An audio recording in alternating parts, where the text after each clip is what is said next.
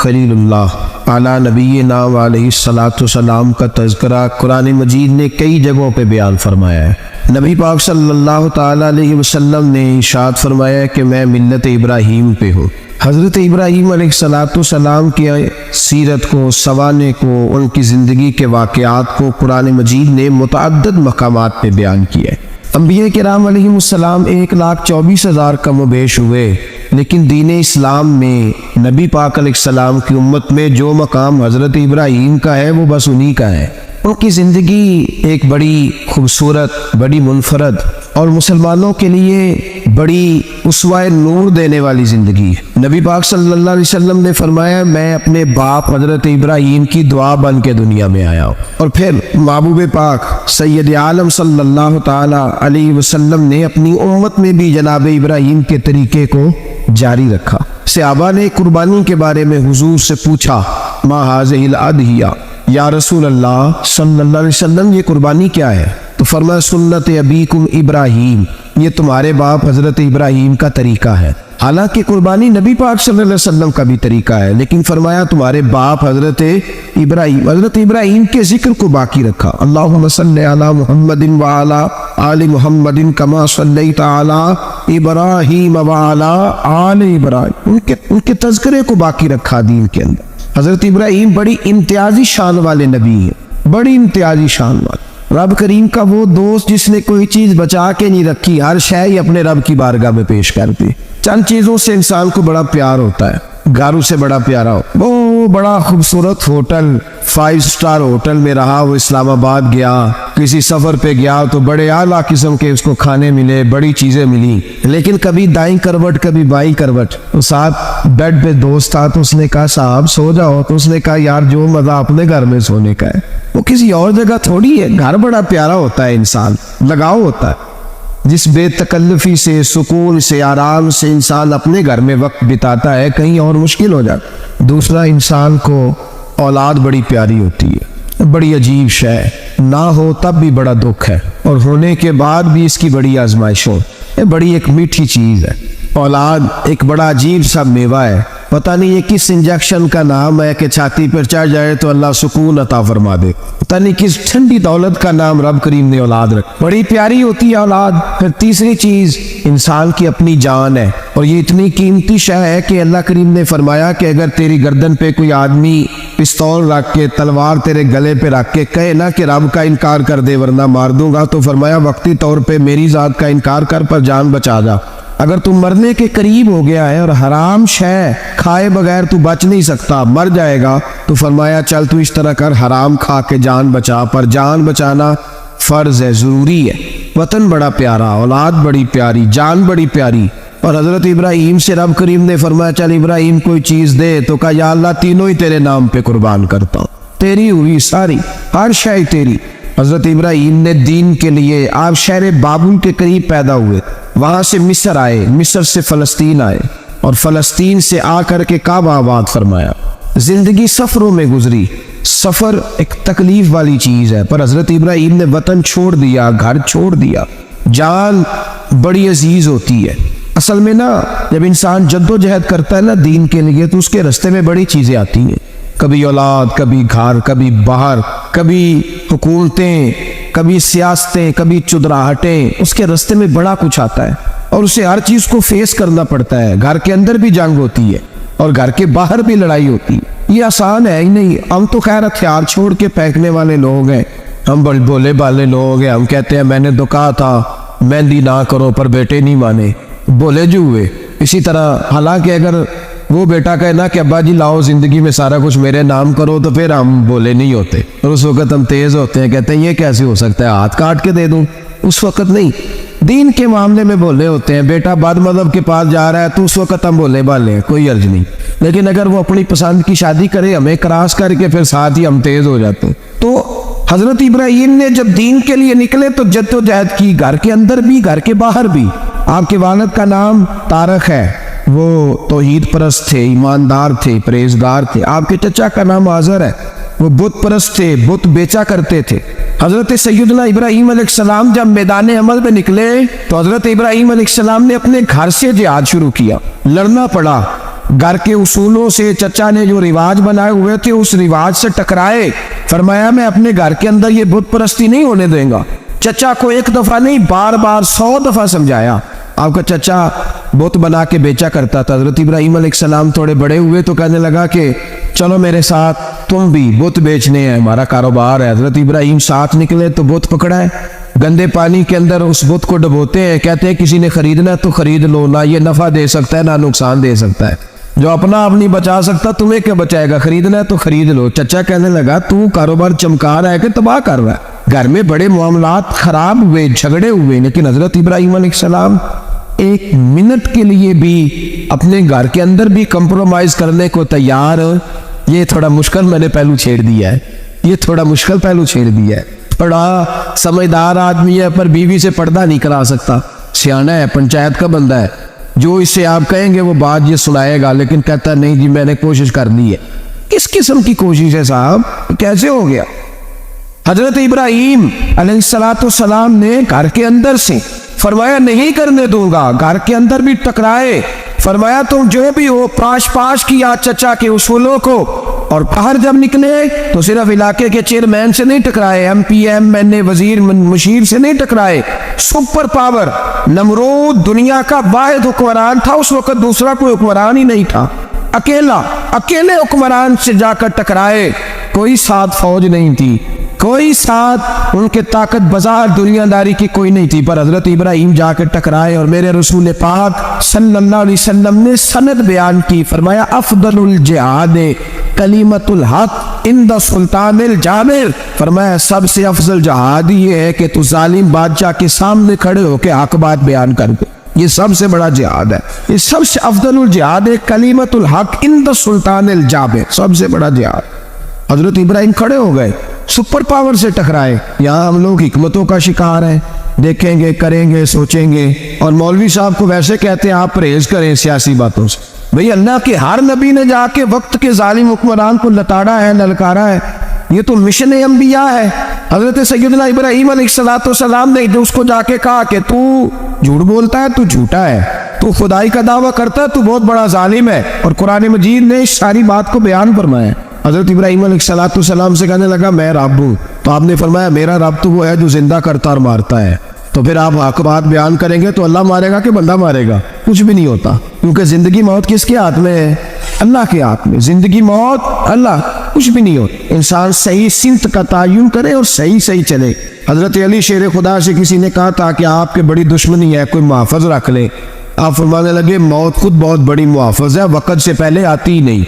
तो भाई हजरत इब्राहिम टकराए और आपका अंदाज क्या है? जाके कहा कि तू नहीं, खुदा वो है जो जिंदा करता। और उसने एक बेवकूफों जैसी दलील दी। एक आदमी को कल फांसी देनी थी तो उसको बुलाया, कहने लगा तुझे कब फांसी है? उसने कहा कल। कहने लगा जा तुझे आजाद किया, जिंदगी दी, उसको छुट्टी दे दी। एक आम आदमी बेचारा बैठा था, उसको पकड़ के ना कहने लगा इसकी गर्दन उड़ा दो। कहने लगा देख लो मैं भी जिंदा करता और मारता हूँ, वो जो कल मरने वाला था मैंने जिंदा कर दिया है, और जिसको पता ही नहीं था कि मैंने मरना है उसे पकड़ के मैंने मार दिया है। ये बेवकूफ़ों जैसी दलील है। हजरत सैयदना इब्राहिम अलैहिस्सलाम चाहते तो उसी वक्त दलील तोड़ देते कि तू क्या बेवकूफ़ों जैसी बात कर रहा है, अगर तू जिंदगी देता है तो मरे हुए में जान डाल के दे जिसको तूने मारा है। लेकिन हजरत इब्राहिम ने देखा कि बेवकूफ़ है, बेवकूफ़ों से बहस नहीं होती, दलील बदल ली जाती है, उनकी अकल के मुताबिक बात की जाती है। हजरत इब्राहिम फरमाने लगे मेरा रब वो है जो सूरज मशरिक से निकालता है और मगरिब में गुरूब करता है। तू अगर रब है तो तू मगरिब से निकाल के मशरिक में गुरूब कर। फबुहितल्लज़ी कफर, काफिर लाजवाब हो गया, उसके पास इस चीज का कोई जवाब नहीं था। अल्लामा इस्माइल हकी ने खूबसूरत फिक्रा लिखा है, खूबसूरत जान डाल दी एक जुमला कह के। हजरत सैयदना अल्लामा इस्माइल हकी रहमतुल्लाह अलैह फरमाने लगे चूंकि नमरूद बेवकूफों जैसी बातें कर रहा था, अगर वो ये कह देता ना कि मैं सूरज को निकालता हूँ मशरिक से, मैं गुरूब करता हूँ माज़अल्लाह मगरिब में मैं निकालता हूँ, तो आप अपने रब से कहिए कि वो मगरिब से निकाल के मशरिक में गुरूब करे। अल्लामा इस्माइल हकी फरमाते रब करीम की आवाज़ कुदरत थी, मालिक हजरत इब्राहिम अलैहिस्सलाम के इस अगर वो कह देता और हजरत इब्राहिम दुआ कर देते तो रब करीम ने फरिश्तों को तैयार बिठाया हुआ था। फरमाया अगर ये कह दे मेरे खलील से कि सूरज मगरिब से निकाल के मशरिक में गुरूब करना है तो तैयार रहना, जिस तरह खलील कहेंगे वैसे ही कर देंगे। वत्तखज़ल्लाहु इब्राहीम खलीला, इब्राहिम हमारा दोस्त जो हुआ, جیسے کہے گا ویسے کر دیں گے۔ حضرت سیدنا ابراہیم علیہ السلام کی باتوں کا جب جواب نہ دے سکا، دلیل نہیں بندہ دیتا، پھر لڑائی کرتا ہے، پھر جھوٹے موٹے اعتراض کرتا ہے۔ دلیل ختم ہوتی ہے تو لوگ ذاتیات پہ اترتے ہیں، کہتے ہیں یہ کھانستا صحیح نہیں، دیکھتا صحیح نہیں۔ دلیل ختم، اب ذاتیات پہ اترے، کہنے لگے مجھے پتہ چلا ہے کہ یہ فلانی جگہ گیا تھا تو وہاں جا کے اس نے اس طرح کیا ہے۔ پھر لوگ ذاتیات پہ اترتے ہیں، جب دلیل کا جواب دلیل سے نہیں دے پاتے پھر ذاتیات پر اتر کر حملے کرتے ہیں۔ حضرت ابراہیم کے دلائل کا جواب نمرود نہ دے سکا تو کہنے لگا کہ اس کو آگ میں ڈال دو۔ قوم گئی ہوئی تھی ساری، آپ نے بات سنی ہوئی ہے، میں نے صرف اشارہ دینا ہے، میلے پہ تو حضرت سیدنا ابراہیم علیہ السلام نے سارے بت توڑ دیے، کلاڑا بڑے بت کی گردن پہ رکھا، واپس آئے کہنے لگے بت کس نے توڑے ہیں؟ تو فرمایا اس سے پوچھو جس کی گردن پہ کلاڑا ہے۔ کہنے لگے یہ تو بول ہی نہیں سکتا، تو فرمانے لگے بڑے بیوقوف ہو جو بولتا ہی نہیں، سنتا ہی نہیں، اپنا آپ نہیں بچا سکتا، اس کی پوجا کرتے ہو؟ کہنے لگے پکڑو دلیلیں ختم ہو گئی، اس کو آگ میں ڈالو۔ بہت بڑی حویلی 45 فٹ مربع پہ مشتمل ایک حویلی بنائی گئی اور 45 فٹ اونچی۔ مختلف روایات، علامہ اسماعیل لکی کہتے ہیں کہ 3 مہینے تک نمرود نے کہا کہ اس کے اندر لکڑیاں ڈالو۔ لوگ پوچھنے لگے کتنی دنیا جلانی ہے؟ کہنے لگا بندہ تو ایک جلانا ہے، پر بندہ بڑا تگڑا ہے، ایک بندہ۔ 3 مہینے لکڑیاں ڈالی گئیں، اور لوگوں کی جو تہمات ہوتی ہیں نا وہ بڑی عجیب ہوتی ہیں۔ تہمات میں نے بڑی تفصیل سے رمضان مبارک میں گفتگو کی تھی، بدشگونی تہمات لوگ لیتے ہیں، اس وقت بھی لوگ تہمات کا شکار ہو گئے، عقیدہ بگڑ جاتا ہے تو وہ عجیب و غریب باتیں کرنے لگتا ہے، تہمات کا شکار ہو گئے۔ بیبیاں نظر مانتی، میں بیمار ہوں، اگر صحیح ہو گئی تو اتنے میں لکڑی دوں گی حضرت ابراہیم کی آگ جلانے کے لیے۔ ایک عورت لے کے جا رہی ہے لکڑیاں، ایک نیک دل آدمی نے اس سے پوچھا کہاں جا رہی ہوں؟ کہنے لگی میں نے منت مانی تھی تو حضرت ابراہیم علیہ السلام کو معاذ اللہ جلانے کے لیے لکڑیاں لے کے جا رہی ہوں۔ تو وہ رب کریم کے بندے کہنے لگے تو ڈھونڈتی رہے گی، تجھے وہ جگہ ملے گی نہیں۔ وہ بی بی کئی مہینے ڈھونڈتی رہی، جگہ ہی نہیں ملی جہاں لکڑیاں ڈالنی، ماری گئی۔ تہمات کا شکار ہوئے بہت سارے لوگ۔ بھائی تہمات دین کے اندر منع ہے، تہمات دین میں کوئی نظر ماننا، کوئی کسی بزرگ کے مزار پہ جا کے سال ثواب کے لیے کوئی چیز ماننا، یہ تو درست ہوا، لیکن غیر شرعی نظریں مان لینا کہ میں آ کے گرد چکر لگاؤں گا، میں جناب وہاں جا کے یہ والا تماشا کروں گا، میں دھاگا باندھوں گا، میں رسا کاٹوں گا، میں وہاں گندے ہو سے پانی پیوں گا، ان کی شریعت اجازت، یہ تہمات ہیں، بدشگونی ہے، دین میں ان کی کوئی گنجائش۔ آپ نظر ماننے سے پہلے بھی کسی عالم سے رابطہ کریں کہ میں منت مانگنے لگا ہوں تو کیسے ماننی چاہیے کا طریقہ پوچھیں، ایسے ہی غلط چیز کی منت تھوڑی ماننی جائے گی۔ 12 علامدام پر سے مطلب حضرت ابراہیم کے لیے آگ جلائی گئی، 45 فٹ اونچی آگ ہے، پرندہ بھی اوپر سے گزرتا ہے تو نیچے گر جاتا ہے جل کے، اتنے دن لگا کے آگ جلائی گئی۔ اب حضرت ابراہیم کو جلایا جانے لگا ہے۔ یہاں تو موجے ہے نا، جو کسی ادارے کا سربراہ ہے اس کے لیے موج ہے، کسی جگہ آفیسر بن گیا تو موج ہے، پیر صاحب کے لیے موج ہے، علامہ صاحب کے لیے موج ہے، خطیب صاحب کے لیے موج ہے۔ جلنا کس کو پڑتا ہے؟ وہ حال ہی کوئی نہیں رہا الا ماشاء اللہ، وہ لوگ گزر گئے جو تکلیفیں سہ کے کام کرتے تھے، گزر گیا زمانہ۔ حضرت سیدنا ابراہیم علیہ السلام کو جلایا جانے لگا ہے تو اب اتنی بڑی آگ ہے تو ڈالے کیسے؟ شیطان نے تجویز دی کہ منجنیق بناؤ، بڑے بڑے بانس باندھ کے ان کے نیچے رسا باندھو، وہ جس طرح جھولنے کے لیے جھولا بنایا جاتا ہے اس طرح ایک منجنیق پرانے زمانے میں اس میں پتھر رکھ کے پھینکے جاتے تھے دشمنوں پہ، وہ منجنیق بنائی گئی کہ دور سے حضرت ابراہیم کو پھینکیں گے، ہاتھ حضرت ابراہیم کے باندھ دیے، پاؤں مبارک باندھ دیے، پوری زمین پہ ایک نام لینے والا خدا کا، اور اس کو آج رسیوں میں جکڑا ہوا ہے۔ جب پھینکا جانے لگا نا آگ میں، حوریں رونے لگی، فرشتے تڑپنے لگے، اے اللہ یہ کیا ہونے لگا ہے؟ ایک تیرا خلیل اور وہ بھی آگ میں۔ فرمایا جاؤ جا کے اس سے کہو اگر تمہاری مدد لیتا ہے تو اسے بچاؤ۔ ہوا کا فرشتہ آیا، کہا ابراہیم اگر تو کہے۔ او بھائی ان چیزوں کو کہانی سمجھ کے نہ سنا کریں، یہ داستان نہیں، یہ وہ طریقے ہیں جو ہمارے رسول نے ہمیں اپنانے کا حکم ارشاد فرمایا ہے، جو عقیدے، یہ وہ نظریات ہیں جو ہمیں اوڑھنے کو کہا گیا۔ اپنے رب کریم کی رضا پہ راضی رہنے کے یہ وہ خوبصورت مواقع ہیں صوفیاء نے جن کو بنا کر سمجھا کر ہم تک پہنچایا ہے۔ یہ ہے اہل طریقت کی باتیں، وہ کہتے ہیں یار جس حال میں رکھے راضی رہنا ہے۔ حضرت ابراہیم علیہ السلام کو پھینکا جا رہا ہے، فرشتہ آیا، اے اللہ کے خلیل اگر حکم دو تو اتنی ہوا چلاؤں کہ نمرودی جل جائیں سارے، آگ ان پہ پھینک دی جائے۔ اب نے فرمایا تو جا، تجھ سے مجھے کوئی کام نہیں۔ تھوڑی دیر کے بعد پانی کا فرشتہ آیا، کہا حضور اتنی بارش برساؤں گا کہ آگ بجھ جائے گی۔ فرمایا تو جا، تجھ سے کوئی کام نہیں۔ اب جب منجنیق میں رکھ دیے گئے، آگ میں جانے کا لمحہ ہے، تیاری ہے، حضرت جبریل امین حاضر خدمت ہوئے۔ کہا ابراہیم کوئی حاجت؟ فرمایا تجھ سے کوئی نہیں۔ کہا چلو مجھ سے نہیں تو رب کریم سے ہی بات کر لو، مجھے پتا ہے میں چھوٹا ہوں، آپ مجھ سے مدد کیوں لوگے، رب کریم سے ہی بات کر لیں۔ تو حضرت ابراہیم کہنے لگے جبریل یہ بتا، رب کو نہیں پتا اس کا خلیل کس حال میں ہے؟ اسے نہیں پتا میں کس حال میں ہوں، میرے ہاتھ بندھے ہیں، پیر بندھے ہیں آگ میں، اسے نہیں پتا؟ بتایا تو اسے جاتا ہے جس سے خبر نہ ہو، تو اگر اسے پتا ہے تو اگر وہ جلانے پہ راضی ہے تو میں بھی جلنے کو تیار ہوں، میں تیار ہوں، اسے کہو ٹھیک ہے۔ حضرت سیدنا ابراہیم علیہ السلام کو منجنیق میں ڈال کے جو پھینکا آگ میں، یا نار کونی بردم و سلام علی ابراہیم، اللہ نے فرمایا اے آگ میرے ابراہیم پہ ٹھنڈی بھی ہو جا اور سلامتی والی بھی ہو جا۔ حضرت ابراہیم کو 2 فرشتوں نے بٹھا دیا زمین پہ، پھول کھلے ہیں، کونپلیں مہک رہی ہیں، کلیاں خوشبو دے رہی ہیں۔ حضرت ابراہیم نے سر سجدے میں رکھ دیا، سبحان اللہ والحمد للہ ولا الہ الا اللہ واللہ اکبر۔ حضرت ابراہیم اللہ کی تسبیح پڑھنے لگے، رب کریم کو شکر بجا لانے لگے۔ نکلے وہاں سے، کچھ دن گزر گئے، نکلے، حکم ہو گیا ابراہیم علاقہ چھوڑ دو۔ حضرت ابراہیم علیہ السلام وہاں سے نکل کے مصر آئے، چچا کے پاس ٹھہرے، انہوں نے اپنی بیٹی جناب سارہ کا نکاح کر دیا۔ کچھ آگے بڑھے تو ایک ظالم بادشاہ سے ٹکرائے، اس نے ایک شہزادی، ایک بادشاہ کی بیٹی قید کی ہوئی تھی، جناب ہاجرہ نام تھا، ان کو قید سے چھڑا کے ساتھ لائے۔ حضرت لوط علیہ السلام بھی ساتھ، یہ 4 لوگوں کا قافلہ چلا، فلسطین میں جا کے پڑاؤ ڈالا، گھر بار چھوڑا، تبلیغ شروع ہوئی۔ حضرت ابراہیم کے گھر میں 2 خواتین ہیں، ایک آپ کی بیوی ہیں، ایک حضرت ہاجرہ ہے، اولاد کوئی نہیں، بڑا میوہ ہے میٹھا، گھر وہی آباد ہوتا ہے جس میں بچے روتے ہیں، گھر ہوتا ہی وہ ہے جس میں بچوں کی چنچلاہٹ ہوتی ہے، بھن بناہٹ ہوتی ہے۔ حضرت ابراہیم نے ایک بچہ روتے ہوئے دیکھا تو آنکھوں میں آنسو آئے، کہنے لگے ربی حب لی من الصالحین، یا اللہ مجھے بھی نیک اولاد عطا کر دے۔ حضرت سارہ نے سن لیا، کہنے لگی ابراہیم شاید میرے بطن سے تو آپ کو نصیب نہیں، ہاجرہ سے نکاح کر لو۔ جناب ہاجرہ سے نکاح ہوا، اللہ تو بڑا بے نیاز ہے، رب کریم نے حضرت اسماعیل جیسا خوبصورت بیٹا عطا فرمایا۔ بیٹا کالا سیاہ بھی ہو تو سینے کی ٹھنڈک ہوتا ہے، پر یہ تو وہ بیٹا ہے جس کی پیشانی میں نور محمدی چمکتا ہے صلی اللہ علیہ وسلم۔ حضرت سیدنا اسماعیل علیہ اتنے خوبصورت، اب جس بیوی کے یہاں بیٹا تھا، بیٹھنا اٹھنا بھی زیادہ اس کے پاس، آنا جانا بھی اس کے پاس، توجہ ادھر ہو گئی۔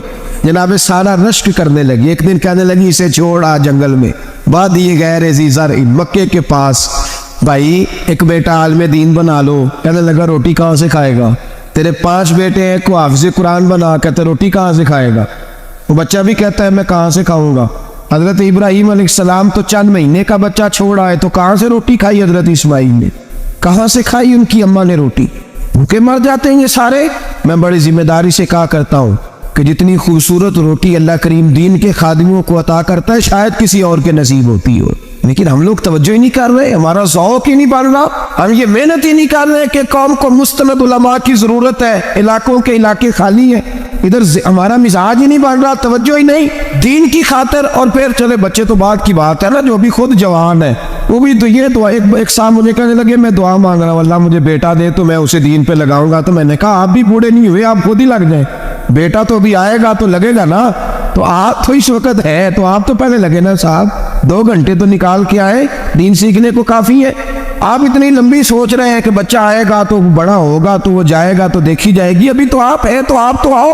حضرت ابراہیم نے بچہ وہاں چھوڑا، یہاں سے جو عمرہ کرنے لوگ جاتے ہیں نا، جو حج کرنے جاتے ہیں، ان کو پتا ہے کہ وہاں دنیا کی ہر نعمت ملتی ہے، پھر بھی ڈبل ٹرپل پیسے لوگ جیبوں میں ڈال کے جاتے ہیں۔ حضرت ابراہیم جب وہاں لے کے گئے تو کوئی انسان نہیں تھا، پانی کا قطرہ نہیں تھا، 2 کلو کھجور، ایک مشکیزہ، بیوی کو تھمایا۔ ہمارے گھر میں ہزاروں چیزیں پڑی ہیں لیکن وہ جو توکل ہے نا وہ ختم ہو گیا ہے، اللہ دے گا، حلال پہ قناعت کرے، جائز پہ بھروسہ کرے، رب کریم عطا کرنے والا ہے، وہ مزاج ختم ہو گیا۔ حضرت سیدنا ابراہیم علیہ السلام 2 کلو کھجورے، ایک مشکیزہ پانی کا دے کر کے، اور وہاں بٹھایا آپ نے اپنے بچے کو اور اپنی زوجہ جناب ہاجرہ کو، اور بٹھا کر کے واپس پلٹنے لگے تو حضرت ہاجرہ سلام اللہ علیہ نے آواز دی، کہا ابراہیم کس کے سہارے پہ چھوڑ کے جا رہے ہو؟ جہاں آب زمزم کا کنواں ہے نا، جو لوگ گئے ہیں انہوں نے صفا مروہ کی صحیح کی ہے، صفا مروہ سے باہر نکلے نا، سرکار کی ولادت کا مقام ہے، اس جگہ پہ آب زمزم کا کنواں تھا، وہاں حضرت سیدنا حاجرہ کو بٹھایا، کوئی چیز نہیں، کوئی درخت نہیں، کوئی کھیت نہیں، کوئی پانی نہیں، کوئی کنواں نہیں، وہاں بٹھایا اور بٹھا کر کے نکلنے لگے تو جناب حاجرہ فرمانے لگی ابراہیم کس کے سہارے پہ چھوڑ کے جا رہے ہو؟ کہنے لگی اللہ کے سہارے پہ۔ تو پاک باز بی بی نے ایک لفظ پوچھا، کہا ابراہیم یہ میرے رب کا حکم ہے، یہ میرے بس جن کا عقیدہ توحید مضبوط ہو ان کے لیے ایک جملہ کافی ہوتا ہے، یہ میرے اللہ کا حکم ہے؟ تو جناب ابراہیم علیہ السلام فرمانے لگے حاجرہ ہاں رب کا حکم ہے۔ جب یہ لفظ کہے تو چاہیے تھا نا حضرت ابراہیم تسلی دیتے، تو بی بی صاحبہ تسلی دینے لگی، عرض کرنے لگی ابراہیم اگر اللہ کا حکم ہے تو پھر آپ ہماری فکر نہ کرنا، اگر یہ رب کا حکم ہے تو پھر ہماری فکر نہ کرنا، جس رب نے ہمیں یہاں تک پہنچایا ہے وہ ہمیں کبھی بھی ضائع نہیں فرمائے گا، پھر فکر نہ کرنا۔ حضرت ابراہیم آ گئے، بات آپ نے سنی ہوئی ہے، اشارہ کرنا مقصود ہے۔ 13 سال میں چلے مان بھی لیا جائے بعض روایات کی روشنی میں کہ آتے جاتے بھی رہے، لیکن مکمل دیکھ بھال اپنے بچے کی پرورش میں پورا حضرت ابراہیم علیہ السلام کا کردار، سارا کردار ماں کا تھا۔ میں جب خواتین کے بارے میں کوئی بات کرتا ہوں تو میں آپ کو اکثر کہتا ہوں کہ یہ صرف بیوی کے لیے حکم نہیں ہوتا، یہ ٹریننگ بیٹی کو دینی ہے اور بہن کو دینی ہے، یہ تربیت کریں اپنے گھر میں۔ میں تجربے کی روشنی میں یہ بات عرض کیا کرتا ہوں کہ بھائی بچے باپ کے فرما بردار اس وقت ہوتے ہیں جب اماں انہیں باپ کا فرما بردار کرتی ہیں، اور بچے باپ کے نافرمان بھی تب ہوتے ہیں جب اماں انہیں باپ کا۔ میں نے اپنے کانوں سے سنا ایک دفعہ ایک بچہ اپنے باپ سے کہہ رہا ہے آپ نے تو ساری زندگی باہر گزار دی، پیسے کمانا کون سا مشکل کام ہے، دکھ سکھ تو سارے اماں نے برداشت کیے، سکولوں میں وہ جاتی تھی، فلانا کام وہ کرتی تھی، فلانا کام۔ اب یہ سوچ اس کی ذاتی تو نہیں، یہ اس کو دی گئی ہے، اور اگر اس کو یہ سوچ دے دی جائے کہ اماں کہے کہ میں تو اپنوں میں رہی ساری زندگی، میں نے تو اپنوں میں وقت گزارا، اور تیرا باپ تو کئی دفعہ جنازے بھی نہیں پڑھ سکا، نے تو ماں باپ ایسے دفن کر دیے، وہ اگر یہ سوچ فراہم کرے تو پھر بچہ باپ کا فرما بردار ہوتا ہے۔ اور یہ والی روایتیں ہم بیوی کو سناتے ہیں، حالانکہ کس کو سنانی چاہیے؟ بہن اور بیٹی کو، بہن اور بیٹی کو سنائیں یہ باتیں، ان کو سمجھائیں تاکہ آگے جا کے وہ جو گھر ترتیب دے وہ گھر بڑا عمدہ اور نکھرا ہوا ہو۔ حضرت سیدنا ابراہیم 13 سال کے بعد آئے، چونکہ گھر میں اللہ تبارک و تعالیٰ کی دوستی کا چرچا تھا، اللہ تبارک و تعالیٰ کی محبوبیت کا غلبہ تھا۔ 13 سال کے بعد فلما بالغ معه السعي، بیٹا جب اتنا بڑا ہوا کہ ساتھ چلنے لگا تو حضرت ابراہیم نے اپنے بیٹے کو بلا کے کہا بیٹا مجھے خواب آئی ہے، میں تجھے ذبح کر رہا ہوں، تیری کیا رضا ہے؟ تو حضرت اسماعیل کہنے لگے یا ابت افعل ما تؤمر، ابا جی اللہ جیسے حکم دیتا ہے میرے ساتھ ویسے ہی کرے، جیسے اللہ حکم دیتا ہے ویسے ہی کرے۔ حضرت حاجرہ کو کہا کہ ایک دوست نے دعوت کی ہے تو وہاں جا رہے ہیں، بی بی مطمئن ہے، تفصیلات کی ضرورت نہیں، ختم بات، اعتبار ہے، مطمئن ہو گئی۔ شیطان پیچھے سے آیا اماں کے پاس، ذرا تھوڑی دیر کے لیے تصور جمائیے، یا تو پڑوسن آ کے کوئی بات بتا دیتی ہے خاوند کے بارے میں تو کئی مہینے جھگڑا جاری رہتا ہے، پڑوسن محلے دار۔ شیطان نے آ کے بتا لفظ کیا ہے؟ کہا حاجرہ تمہیں پتہ ہے کہاں جا رہے ہیں؟ کہا دوست کی دعوت میں۔ تو کہنے لگے دوست کون ہے؟ رب کریم، اور ابراہیم کا خیال ہے کہ اس رب نے مجھے حکم دیا ہے کہ میں ذبح کروں۔ تو حضرت حاجرہ کہنے لگی کبھی باپ بھی بیٹا ذبح کرتے ہیں؟ شیطان کہنے لگا ان کا خیال ہے کہ ان کے رب نے حکم دیا ہے۔ جناب حاجرہ فرمانے لگی اگر رب نے حکم دیا تو پھر تو مجھے شیطان لگتا ہے، تو مجھے شیطان لگتا ہے، کیا مطلب؟ فرمانے لگی اگر رب کریم کا حکم ہے تو میرے پاس ایک اسماعیل ہے، اگر 1000 بھی ہوتے میں سارے اللہ کے راستے میں پیش کر دے دیتی، مالک کا ہی تو ہے سارا کچھ، اسی کا ہے، اس میں لیت اللہ کی کیا گنجائش؟ حضرت سیدنا ابراہیم علیہ السلام نے بیٹے کے حلق پہ چھری رکھ بھی دی اور چھری چلا بھی دی، رکھ بھی دی، اور وہ تو اللہ کریم نے فرمایا یا ابراہیم قد صدقت الرؤیا، ابراہیم تو نے خواب سچا کر دکھایا، قیامت تک تیرا نام رہے گا۔ حضرت ابراہیم نے وطن بھی دیا، جان بھی دی، بیٹا بھی، اللہ کریم نے دمبے دیے، فرمایا یہ فدیہ ہے۔ اب یہ قربانی قیامت تک حضرت ابراہیم کے طریقے کے مطابق جاری ہے۔ حضرت ابراہیم بہت بڑے مہمان نواز تھے، بہت بڑے۔ آپ جب مصر میں قیام تھا تو بڑے بڑے لمبے چوڑے لنگر پکتے تھے، لوگ آیا جایا کرتے تھے، بڑا تفصیل کے ساتھ کھانا ہوتا تھا۔ مہمان نوازی آپ کی خاص صفت مبارکہ ہے، ہمارے یہاں بھی مہمان نوازی ہوتی ہے امیروں کی، بلکہ اب تو مہمان نوازی اس طرح کی ہے کہ کل تیری میرے پاس دعوت ہے اور پرسوں میری تیرے پاس ہے، وہی امیروں میں وہ چکر رہتا ہے، پارٹیاں دوست ایک دوسرے کو ڈالتے ہیں، تیری طرف پارٹی تیری طرف، اور اسی انداز میں اب یہ عید آئے گی نا ٹکا پارٹیاں ہوں گی جگہ جگہ، اور لوگ سوال پوچھنے لگے ابھی سے، کہتے ہیں قربانی کا کتنا گوشت گھر رکھنا جائز ہے، قربانی کا کتنا گوشت گھر رکھنا جائز ہے، سارا ہی، اس لیے فریزر لے لے، فریج سے نہیں کام چلے گا، سارا ہی جائز گھر رکھنا سارا ہی جائز ہے، رکھ لیں۔ او خدا کے بندے، قربانی وہ بندہ دیتا ہے جو سارا سال ہی گوشت کھاتا ہے، صحیح کہہ رہا ہوں؟ قربانی صاحب نصاب صاحب استطاعت بندہ دیتا ہے نا، تو وہ سارا سال ہی گوشت سارا گھر میں رکھنا بھی جائز ہے، لیکن سارا دے دینا بھی، تو جو آ رہی ہے اس پہ کیوں توجہ کرتے ہو؟ جو دوسرا جائز ہے اس پہ کیوں نہیں عمل کرتے؟ سارا تقسیم کر دیں، بات ختم ہوئی۔ یقین کریں محرم میں جا کے دوست ٹیلی فون کر کے سوال پوچھتے ہیں، کہتے ہیں صاحب سنا ہے قربانی کا گوشت محرم میں کھانا جائز نہیں۔ میں کہ نہیں، ربیع الاول بھی جائز ہے، رجب رمضان تک کھاؤ، کوئی بندہ نہیں منع کرتا، اس لیے کہ کسی کو دینا تو پسند ہی نہیں، یا پھر اس میں سے جو خاص چیزیں ہیں وہ اپنی فریج میں اور باقی جو ہے وہ دوسروں کے لیے۔ یہ کیا طریقہ ہے ہمارا؟ اور اسی پہ عمل ہے۔ اللہ تبارک و تعالی ہمیں سمجھنے کی توفیق عطا فرمائے۔ حضرت ابراہیم بہت بڑے مہمان نواز تھے، صرف قربانی نہیں دیتے تھے، سارا سال بہت سارا لنگر، بہت سارا کھانا پینا، بہت ساری چیزیں جاری رہتی، اور جتنے غریب لوگ تھے فلسطین کے ان کو پتہ تھا کہ حضرت ابراہیم علیہ السلام کا لنگر جاری ہے فلسطین میں جب آپ کا قیام تھا۔ ایک دفعہ ڈھیروں مہمان آ گئے اور کھانے کو کوئی چیز نہیں، حضرت سارہ اور جناب ہاجرہ دونوں اس وقت موجود تھی۔ وہ کہنے لگی ابراہیم بہت سارے مہمان آ گئے تو کیا کریں؟ جناب سارہ کہنے لگی کس طرح کر کے ان کی مہمان نوازی کرنی؟ اور حالات یہ ہے کہ قحط پڑا ہوا ہے فلسطین میں، مصر میں، دور دراز علاقوں میں۔ تو حضرت ابراہیم کہنے لگے یہ اللہ کے مہمان ہیں اور ہمیں رب کریم کا بندہ سمجھ کے آ گئے، اللہ ہی بندوبست کرے گا۔ فرمانے لگے میرا مصر میں ایک دوست ہے، وہ قید کے دنوں میں غلہ جمع کر لیتا ہے، میں اس کی طرف پیغام بھیجتا ہوں، مجھے امید ہے وہاں سے غلہ ملے گا۔ 2 3 5 اونٹ والے غلام بلائے اور ان کو کہا کہ جاؤ غلہ لے آؤ مصر کے دوست سے۔ وہ لوگ کہتے ہیں ہم غلہ لینے گئے، وہاں جب پہنچے تو حضرت ابراہیم خلیل اللہ علیہ السلام کا پیغام دیا تو آپ کا وہ دوست کہنے لگا غلہ تو بے شمار تھا، مجھے خبر نہیں تھی کہ حضرت ابراہیم کا پیغام آئے گا، تو میں تو سارا تقسیم کر چکا ہوں، لوگ لے گئے، اب تو کوئی شے نہیں۔ اب وہ خالی آ گئے پانچوں کے پانچوں۔ جب خالی آئے تو حضرت ابراہیم کی حویلی کی دیواریں چھوٹی چھوٹی تھیں، ان غلاموں میں سے، خادموں میں سے، آپ کے ان چاہنے والوں میں سے کہنے لگا یار وہ غریب تو انتظار کر رہے ہوں گے کہ غلہ لینے گئے ہیں، ہمیں روٹی ملے گی۔ چھوٹی چھوٹی دیواریں ہیں، وہ جب دیکھیں گے نا خالی آ گئے تو انہیں تکلیف ہوگی، اس طرح کرو بوریوں میں ریت بھر لیتے ہیں، ریت بھر کے لے جاتے ہیں، بعد میں اندر رکھ کے انہیں سمجھا بہلا لیں گے یا حضرت ابراہیم کو بتائیں گے، وہ خود ہی ان لوگوں کی دل جوئی فرمائیں گے۔ اب غلہ کی جگہ ریت بھر کے اونٹوں پہ رکھ کے لائی گئی، لا کے بوریاں جب رکھ دی گئیں، حضرت ابراہیم علیہ السلام دوپہر کے وقت آرام فرما رہے تھے، بی بی سارہ اٹھی، کہتی ہے جب میں نے دیکھا نا کہ بوریاں پہنچ گئی ہیں تو گئی، غلام کو ساتھ لیا اور اس کو جب کھولا نا تو کہتی اتنی حسین گندم میں نے پہلے کبھی دیکھی نہیں تھی، اتنا پیارا دانہ میں نے کبھی ملاحظہ ہی نہیں کیا تھا۔ فرماتی ہے جب اس کو پیس کر چکی میں روٹیاں پکائی تو خوشبو دور دور تک پھیل گئی، اعلیٰ غذا بنی، بڑے بڑے کھانے بیبیوں نے مل کے پکائے، چن دیے گئے۔ حضرت ابراہیم اٹھے تو لوگ کھانا کھا رہے، سجدہ شکر ادا کیا، اور جب سجدے میں گئے تو وہی آنے لگی، پھر رونے لگے۔ جب پلٹ کر باہر تشریف لائے تو جناب سارہ کہنے لگی ابراہیم تمہارا مصری یار بڑا اچھا ہے، اس نے اتنی اعلیٰ گندم بھیجی ہے کہ اتنی تو میں نے پیاری گندم کبھی دیکھی نہیں۔ جناب ابراہیم مسکرائے، فرمانے لگی سارہ یہ مصری یار نے نہیں بھیجی، یہ میرے عرشی یار نے بھیجی ہے، یہ میرے عرشی یار نے بھیجی ہے۔ بھائی مہمان نوازی مزاج تھا، لوٹا دینا مزاج تھا، دوسروں کی اشک شوئی مزاج تھا۔ حضرت ابراہیم علیہ السلام کا طریقہ ہے قربانی، حضور نے ان کا طریقہ بیان کیا۔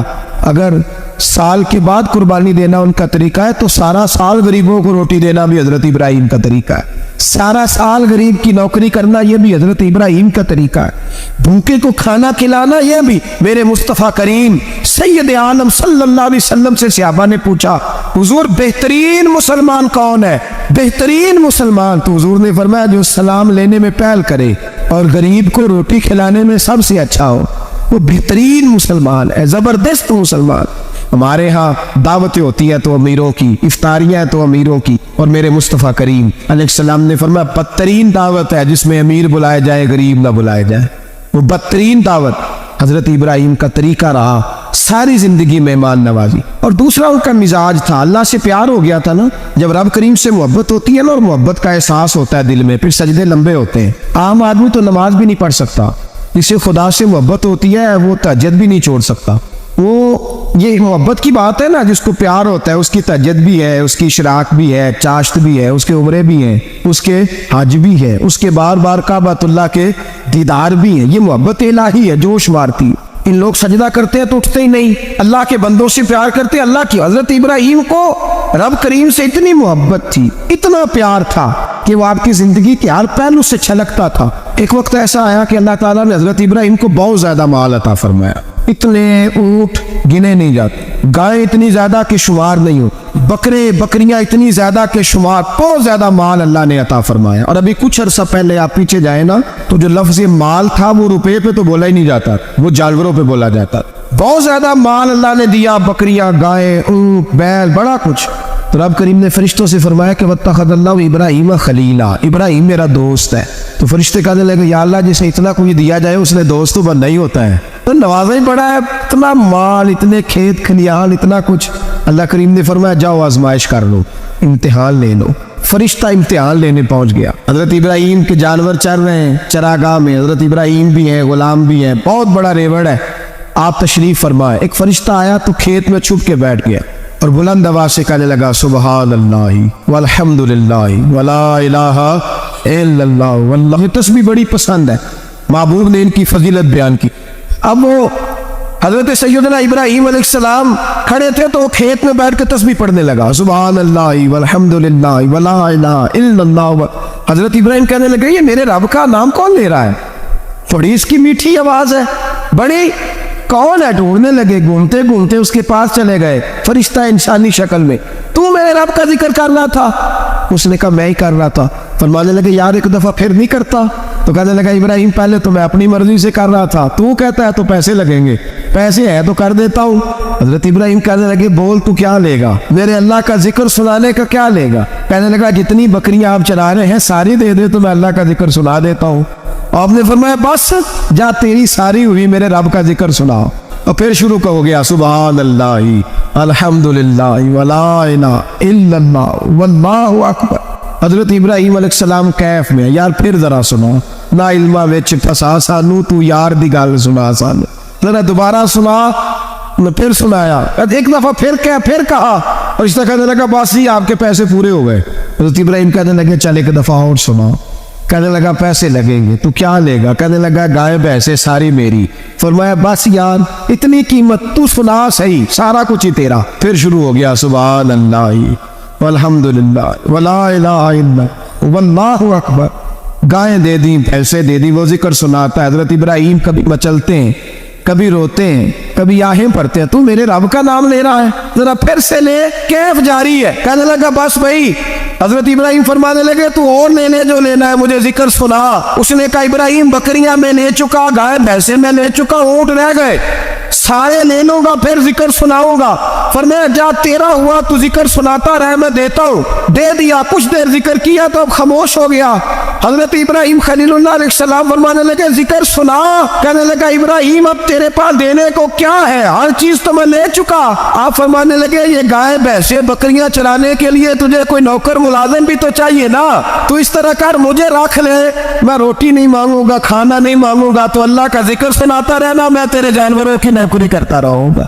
حضرت ابراہیم علیہ السلام نے جب یہ کہا نا، فرشتے کی آنکھوں میں آنسو آ گئے۔ تر دامنی پہ شیخ ہماری نہ جائیے، ہم دامن نچوڑ دیں تو فرشتے وضو کریں۔ فرشتہ روئے پڑا اور کہنے لگا ابراہیم مجھے سینے سے لگاؤ، آپ واقعی اس قابل ہے کہ اللہ آپ کو اپنا دوست بنائے، واقعی اس قابل ہے کہ رب آپ کو اپنا۔ حضرت ابراہیم علیہ السلام کا خدا سے محبت کرنے کا نرالا انداز، اور میرے بھائی یہی محبت انہیں میرے مصطفیٰ سے بھی تھی۔ ایک نبی گھر بنا رہا ہے، دوسرا بنوا رہا ہے، حضرت اسماعیل علیہ السلام پتھر اٹھا کے لا رہے ہیں، جناب ابراہیم بنا رہے ہیں۔ جب خانہ کعبہ بن گیا تو کہنے لگے ربنا وابعث فیہم رسولا، اے اللہ اب اسے بسانے کے لیے اپنا آخری رسول بھی عطا فرما۔ نبی پاک فرماتے ہیں میں دعا ہوں حضرت ابراہیم کی، یہ قربانی حضرت ابراہیم کا طریقہ ہے۔ حضور نے اگرچہ نبی پاک کی اپنی سنت تھی، یہ بھی کہہ سکتے تھے سنتی و سنت ابیکم ابراہیم، میری سنت ہے اور تمہارے باپ ابراہیم کی سنت ہے، یہ نہیں فرمایا۔ جب صحابہ نے کہا قربانی کیا ہے، فرمایا سنت ابیکم ابراہیم، یہ تمہارے باپ ابراہیم کی سنت ہے۔ ہر صاحب نصاب پر قربانی واجب ہے، جو زکوٰۃ کا نصاب رکھتا ہو اس پر قربانی واجب ہے، یعنی ضروریات سے زیادہ اتنے پیسے جتنے پیسوں سے زکوٰۃ فرض ہوتی ہے، اتنے پیسے جس آدمی کے پاس قربانی سے پہلے آ جائے اس آدمی پر قربانی کرنا واجب ہے۔ بکرا، چھترا، دمبا 1 سال کا، یا دمبا 6 مہینے کا ہو پر اتنا بڑا محسوس ہوتا ہو کہ لگے کہ 1 سال کا ہے، اس کی قربانی ہو سکتی ہے۔ جانور میں کوئی عیب نہیں ہونا چاہیے، اتنا کمزور نہ ہو کہ ذبح جہاں اسے کرنا ہے وہاں وہ چل کے جا نہ سکے، اتنا کمزور جانور نہ ہو، اس کے اندر بظاہر کوئی اتنا بڑا نقص نہ پایا جاتا ہو، کانا نہ ہو، لنگڑا نہ ہو، کوئی اس کی ہاتھ نہ کٹے ہوئے ہو، ایسا نقص جو واضح ہو۔ بکرا 1 سال کا، گائے اور بھینس یہ 2 سال کی، اونٹ 5 سال کا۔ اب اس میں یہ ہے کہ ہمارے بہت سارے دوست، چونکہ ہم دیہاتی لوگ ہیں تو پوچھتے ہیں کہ دوندا نہیں ہے تو چوگا نہیں ہے، تو یہ ہماری پنجابی کی اصطلاحات ہیں۔ شریعت اسلامیہ نے سال بتائے ہیں، یہ تو ہم نے اپنی آسانی کے لیے، یا دیہاتوں میں جو ماحول تھا اس طرح کا جانور لیں، خوبصورت جانور لیں۔ جو نصاب ہے وہ بھی میں نے آپ کو بتایا، لیکن ایک اور پہلو بھی ہے۔ نبی پاک صلی اللہ علیہ وسلم پہ زکوٰۃ کا بھی فرض نہیں ہوگی۔ نبی پاک صلی اللہ علیہ وسلم کے پاس اتنا سرمایہ کبھی اکٹھا ہوا ہی نہیں کہ زکوٰۃ فرض ہو، لیکن نبی پاک کے صحابہ فرماتے ہیں کہ مدینے کے 10 سالوں میں اللہ کے رسول نے ہر سال قربانی فرمائی ہے، ہر سال قربانی دی۔ اور جس سال حضور حج کرنے گئے اس سال اللہ کے نبی نے 63 اونٹ ذبح فرمائے، اور حضور صلی اللہ علیہ وسلم جب اونٹ ذبح کرنے لگتے نا تو صحابہ کہتے ہیں اونٹ خود دوڑ کے حضور کے سامنے آ کے لیٹ جاتا، اور نبی پاک اسے ذبح کرتے اور فرماتے ہیں ایک دوسرے کو دھکے دیتے اونٹ کے، پہلے میں نے جانا ہے ذبح ہونے کے لیے، پہلے میں نے، انہیں پتا تھا کہ جو مصطفیٰ کے ہاتھوں ذبح ہوگا وہ تو دائمی زندگی پا جائے گا، یہاں بھی وہاں بھی زندہ۔ 63 اونٹ ذبح کیے۔ ایک اونٹ میں کتنی قربانیاں ہوتی ہیں؟ 7۔ اب 63 کو 7 سے ضرب دو گے تو کتنی بنے گی؟ اور پھر نبی پاک صلی اللہ علیہ وسلم نے 10 سال مدینہ منورہ میں قربانی دی، ہر سال۔ اب وہ 63 اونٹ، ایک اونٹ میں 7 قربانیاں، ہر سال یہاں قربانی۔ اور مولا علی شیر خدا فرماتے ہیں نبی پاک 2 قربانیاں دیتے۔ میں نے کہا حضور 2 جانور ذبح کر رہے ہیں آپ؟ تو حضور نے فرمایا ایک میری طرف سے، ایک میری امت کی طرف سے، غریبوں کی طرف سے۔ اور حضرت علی کو حضور نے وصیت فرمائی تو 2 دیا کرے گا۔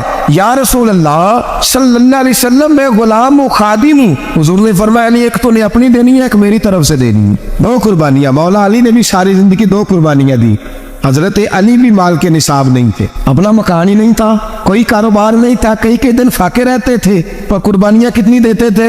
2۔ ہمارے پاس ویسے اگر سسرال میں، میکے میں، کزنوں میں کوئی شادی ہو جائے تو 50-60 ہزار کا خرچہ برابر ہے، وہ پکا ہے۔ اور قربانی کی باری غریب ہو گئے، سارے غریب ہو گئے، کہتے نہیں یہاں مشکل ہے۔ اور خدا کے بندے اللہ کے ساتھ تجارت کر، اس کے راستے میں 1 دے گا، رب تجھے 70 گنا اضافہ کے ساتھ عطا فرمائے گا۔ قربانی مال کے نصاب پہ ہے۔ کوشش کیا کریں کہ اللہ کے راستے میں جب دینا ہو پھر لیت العاللہ سے بچیں، خوبصورت جانور لائیں۔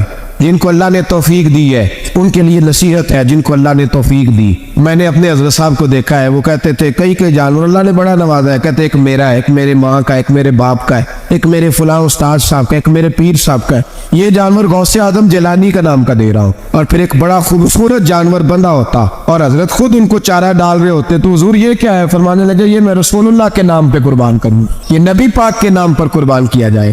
جن کو اللہ نے حیثیت دی ہے وہ کوشش کریں اپنے محبوب کی طرف سے بھی قربانی کریں، نبی پاک کے نام کی قربانی دے، خوبصورت سا جانور پیارا، پھر اس کی خدمت ہو، پھر اس کی قربانی دی جائے اور نبی پاک کے نام پر قربانی دی جائے۔ حضور نے خود وصیت فرمائی حضرت ابو بکر صدیق کو، قربانی بڑا حسین عمل ہے، اور میرے نبی پاک صلی اللہ علیہ وسلم نے ناراضگی بھی فرمائی، ذرا خوگر حمد سے تھوڑا سا گلہ بھی سن لے۔ میرے حبیب نے فرمایا جو طاقت کے باوجود قربانی نہ کرے وہ ہماری عیدگاہ میں عید کی نماز پڑھنے نہ آئے، وہ نہ آئے۔ اور یا رسول اللہ جو کرے گا، فرمایا قربانی کے جانور کا خون کا قطرہ بعد میں زمین پہ گرے گا، اللہ اس کے سارے گناہ پہلے معاف فرما دے گا، اللہ اس کے سارے گناہوں کو بخشے گا۔ قربانی کریں، خوبصورت انداز میں کریں، اللہ کی رضا کے لیے۔ بزرگوں نے لکھا ہے 3 حصے کرو گوشت کے، ایک گھر میں رکھو، ایک رشتہ داروں میں بانٹو، پڑوسیوں میں بانٹو، اور تیسرا فقط غریبوں کو